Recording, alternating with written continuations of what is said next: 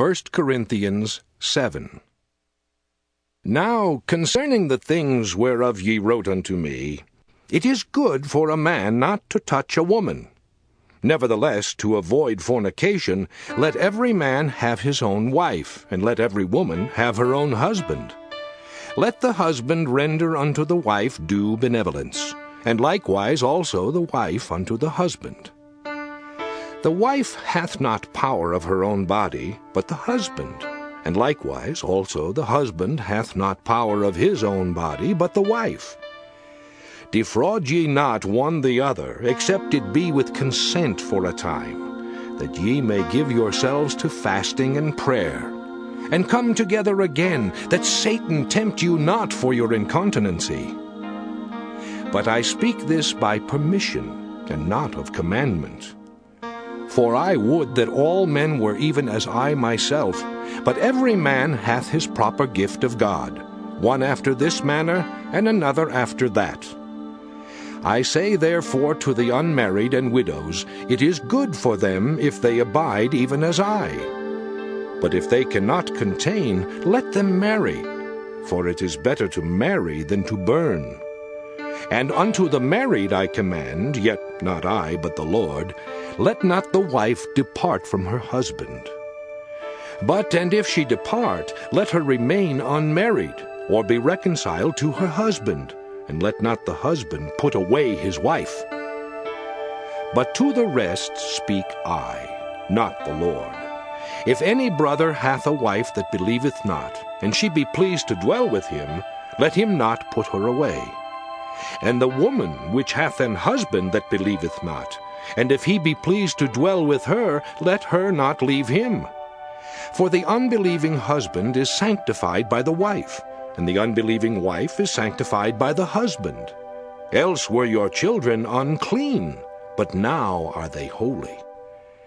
But if the unbelieving depart, let him depart. A brother or a sister is not under bondage in such cases, but God hath called us to peace. For what knowest thou, O wife, whether thou shalt save thy husband? Or how knowest thou, O man, whether thou shalt save thy wife? But as God hath distributed to every man, as the Lord hath called every one, so let him walk. And so ordain I in all churches. Is any man called, being circumcised? Let him not become uncircumcised. Is any called in uncircumcision? Let him not be circumcised. Circumcision is nothing, and uncircumcision is nothing, but the keeping of the commandments of God. Let every man abide in the same calling wherein he was called. Art thou called being a servant? Care not for it, but if thou mayest be made free, use it rather. For he that is called in the Lord, being a servant, is the Lord's free man. Likewise also he that is called, being free, is Christ's servant. Ye are bought with a price. Be not ye the servants of men. Brethren, let every man wherein he is called, therein abide with God. Now concerning virgins I have no commandment of the Lord. Yet I give my judgment as one that hath obtained mercy of the Lord to be faithful.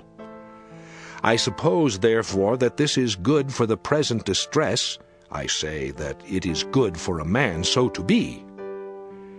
Art thou bound unto a wife? Seek not to be loosed. Art thou loosed from a wife? Seek not a wife. But and if thou marry, thou hast not sinned. And if a virgin marry, she hath not sinned. Nevertheless, such shall have trouble in the flesh. But I spare you. But this I say, brethren, the time is short. It remaineth that both they that have wives be as though they had none, and they that weep as though they wept not, and they that rejoice as though they rejoiced not, and they that buy as though they possessed not, and they that use this world as not abusing it, for the fashion of this world passeth away. But I would have you without carefulness. He that is unmarried careth for the things that belong to the Lord, how he may please the Lord. But he that is married careth for the things that are of the world, how he may please his wife. There is difference also between a wife and a virgin. The unmarried woman careth for the things of the Lord, that she may be holy both in body and in spirit. But she that is married careth for the things of the world, how she may please her husband. And this I speak for your own profit, not that I may cast a snare upon you, but for that which is comely, and that ye may attend upon the Lord without distraction. But if any man think that he behaveth himself uncomely toward his virgin, if she pass the flower of her age, and need so require, let him do what he will, he sinneth not. Let them marry.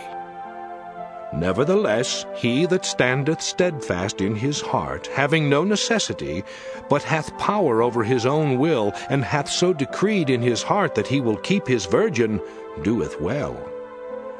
So then he that giveth her in marriage doeth well, but he that giveth her not in marriage doeth better. The wife is bound by the law as long as her husband liveth. But if her husband be dead, she is at liberty to be married to whom she will, only in the Lord.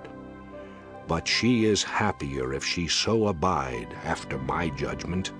And I think also that I have the Spirit of God.